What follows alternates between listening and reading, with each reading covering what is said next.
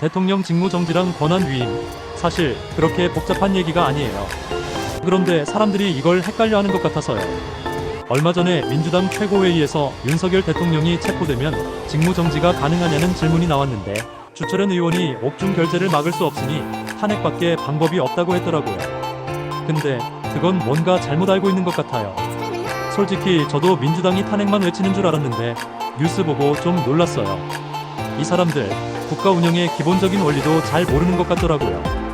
대통령은 본인 권한을 총리에게 위임할 수 있어요. 그 권한엔 국군 통수권도 포함되죠. 대통령이 해외 출장 가거나 수술 때문에 마취를 해야 할 때 어떻게 하겠어요? 권한을 총리에게 넘겨야죠.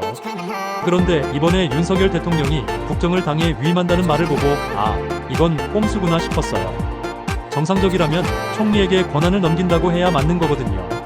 대통령이 내란 사건이 종결될 때까지 국군 통수권을 포함한 모든 권한을 총리에게 넘긴다고 공식적으로 선언하면 탄핵 없이도 대통령 권한은 총리에게 넘어가요.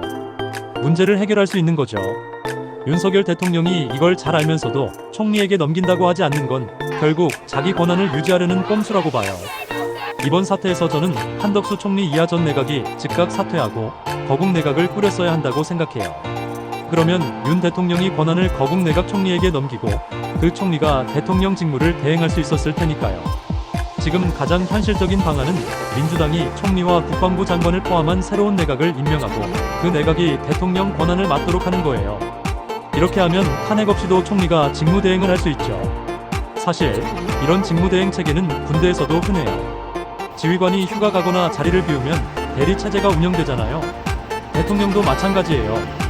행안부에서 대통령 직무를 총리에게 일정 기간 맡긴다고 발령만 내면 됩니다. 물론 대통령이 다시 권한을 회복할 수도 있겠죠.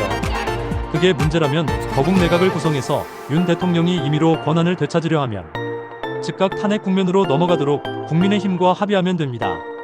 그럼 윤 대통령도 함부로 권한을 되찾기 어려워질 거예요. 결국 더불어민주당이 결단해야 해요.